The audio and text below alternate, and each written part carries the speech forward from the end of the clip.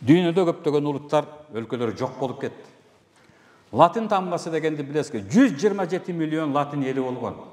Тамгасы калды, өзү жок. 67 миллион уйгур боорлорубуз 9 өлкөнүн курамында жүрөт, 1 шарчы метр жери жок.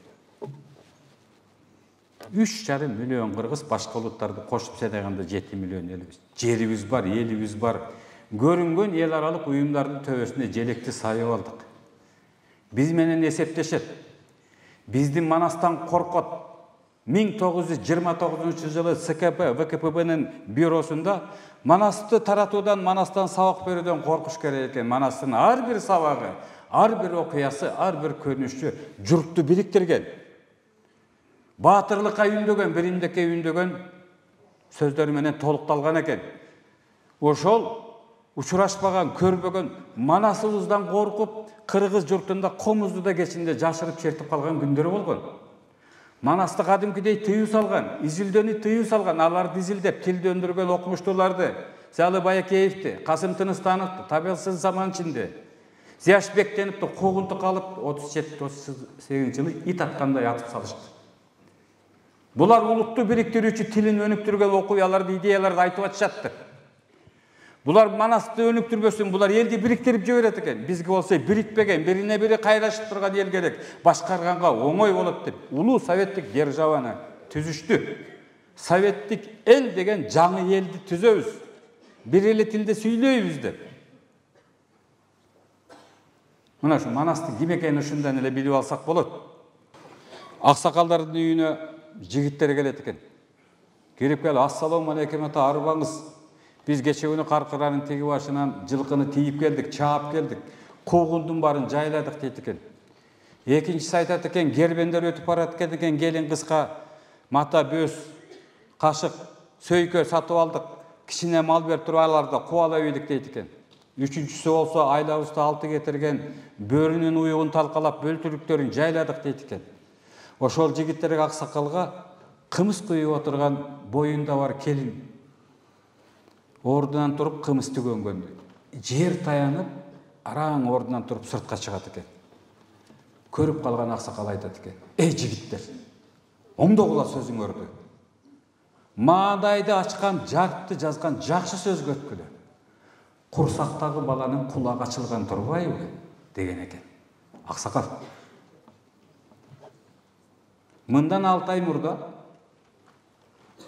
Япониялык окумуштуулар немис окуштуусу менен биригип алып, курсактагы бала 3 айдан баштап кыбырап, 6 айга жеткенде кадимкидей эле үй бүлөнүн мүчөсү болуп угуп калат экен.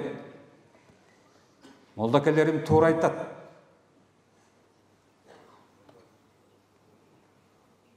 Түйүлүктө башталат, тирүүлүк жанды. Карабайсыңарбы? Нарыкты сактап ошо баланын гамын көрүп коет экен. Мен айткан сөз бир 1000 жыл мурда, 500 жыл мурда эле айтылган. Эч кандай гинекологиялык же медициналык билими жок аксакалыбыздын айтып отурганын кара. Келининин жер таянып, 6 айлык болуп калганынан эле кулагы ачылды, жакшы сүйлөгүлө дегенден карагыла. Мына нарк, асылдуулук. Ошон үчүн президент Садыр Нуркожоевич Жапаров Манас үчилтигин өнүктүрүүнү улантуу боюнча указга кол койду. Ошон үчүн президент кыргыз жараны дегенге кол койду. Biz bir eldebiz, bir жердебиз, bir өлкөнүн жараныбыз, башка улуттуу болсо да. Ошон үчүн тилибизди сүйөлүк, башка улуттун тилин билелик. Маданиятыбызды, салтыбызды өнүктүрөлүк, башка улуттун салтына, маданиятына аздектеген мамиле кылалы. Мен көп жерде айтам, Байдылдагаевдин бир айтканы бар. Уй бөөрөйт уйдун тилинде, кой маарайт койдун тилинде. Уй менен койго жетпедик, улуттук тилди билүүдө дейт. Кайран киши бетке чаап айткан экен. Бир галети жок. Биз дайыма оз ачар дечелек, азыр башкача айтабыз. Биз дайыма ороз айт дечелек, азыр башкача айтабыз. Биз дайыма биздин молдолорубуз чечим чыгарды дечелек, биз башкача айта баштадык. Кыргыз мамлекетине, кыргыз элине мусулман, шарият, ислам дини өтө күчтүү адамдардын касиети менен тарагат. Алар эртелеп кыргыз жерине көчүп келишкен. Кыргыздар менен чогуу табактарышкан. Kırgızlardan giyimin giyген. Kırgız tilinde mıhtı söylep, Kırgızın tilinde Kırgızga İslamdı, şariatты, madaniyatты үйretişti.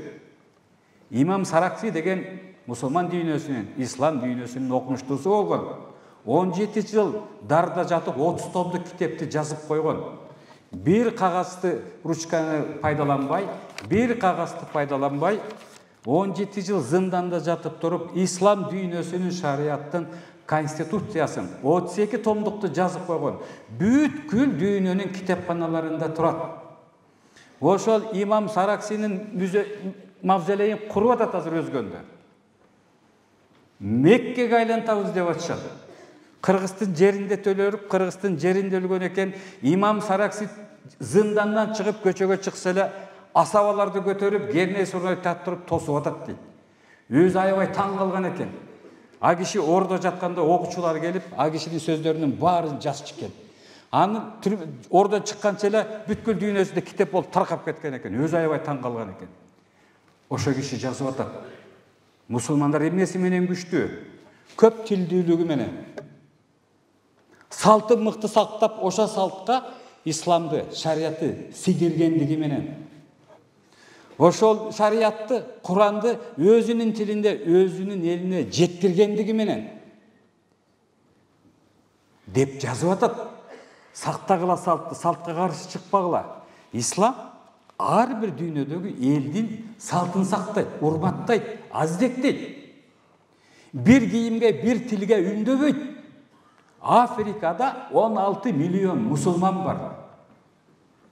Дарат алты жерин бир эле жалбырак менен жаап алып жүрүшөт. Күн аябай ысык, жылаңаш жүрүшөт. Мына ошолор намазга жыгылат. Аларга эч ким мындай ки, тигиндей ки деп талкуулабайт.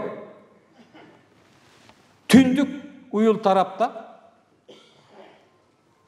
1.800.000 жакын мусулман жашайт. Алар өмүрү бою кийимин чече албайт. 67 градус суук түкүргөндө жерге муз түшөт. Алар кантип 5 намаз даарат алат, намаз алат. Алар тилек кылып коюшат экен. Дараттын учуруп, Кудайдан тилеп коюшат экен, дарат кылдым деп. Бирок алар чечине албай, чечинсе тоңу өлүп калат. Биз кантип ошолорго жаңы салттарды, жаңы өнөрдү таңуулайбыз. Биздеги тараган дин, биздеги тараган шарият, исламдын асыл, адептүү, ыймандуу окуулары биздин тилде, биздин тилгиди алып жүргөн адамдарга таркатышкан, тилдеринди үйрөтүшкөн. Ошон үчүн салттуулукту сактайлык. Мына молдакелерим отурат, кайтып капалактарын кээп коюп жарашып. Мына ушундай салт менен кучакташкан, салт менен колтукташып жүргөн. Адетке, ыйманга ушак айтпа, ууру кылба, тетири кечпе, айлыңдан кетпе.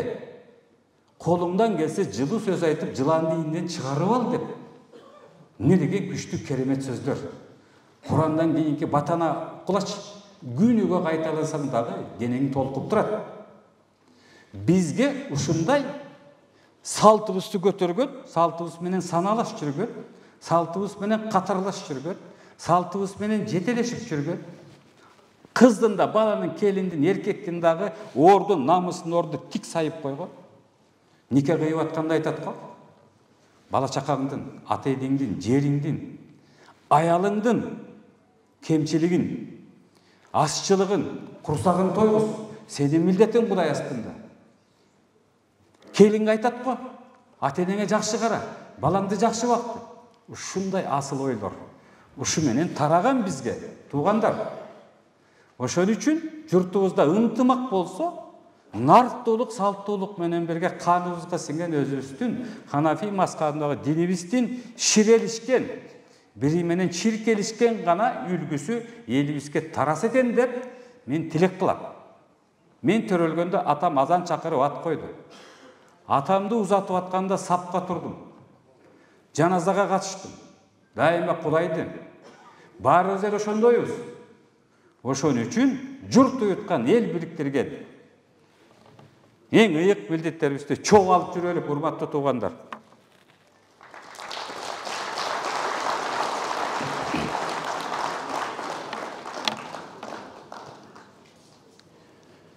Bizde жұрт жакшылары менен жұрт мыктылары, анан эл менен салтка, наркка баш ийген. Мен муну айттым эле, да бир жолу кайталап өтөйүн. Кечөөкү эле 120-150 жыл мурда хан Орбан жигиттери менен боз үйүнө келсе, боз үйдүн четинде ак жоолук байланып туруптур. Мөндүр башталып жамгыр куюп кетти дейт. Аттан түшөйүн дегенде хан Орбан барын токтотуп коет экен. Ой, эмне болду ханым десе, үйдө келин бар экен. Жоолук байланып турбайбы дейт экен. Жанына киши жанаша баса албаган. Каралса кан чыккан, кармаса жан чыккан каардуу Ормон хан 15-16-дагы келининин үстүнө кире албай ийменип ат үстүндө суу болуп турду. Бир кезде эргилчек атып ачылып, ичинен келини чыгып, хан ата өргө өзүңүздү күтүп атат дегенде Ормон хан келинине бата берип анан аттан түшкөн экен. Мына каардуулар наркка, салтка баш ийип, келинин тебелеп тепсебей, урматтап, ыраттап сыйлаган экен. Куранда айтат, эч кимди мажбурлабагыла. Эч кимге жакпаган иш деп. Ошон үчүн бир дагы жолу адам Кудайды, Куранды, исламды чүрөгү менен кабыл алыш керек экен. Айттым го. Мен дарат алдым деп эле айтып коюшат экен. Көк бүстө жашаган адамдар. Кудайга пайгамбарым ошо жетет экен. Алар чечине албайт экен биздей болуп.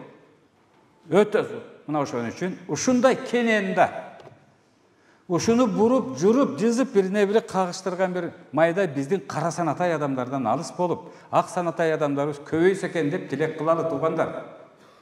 Мен үндөгөн жокмун, оюмду деле, пикиримди деле айтып атам.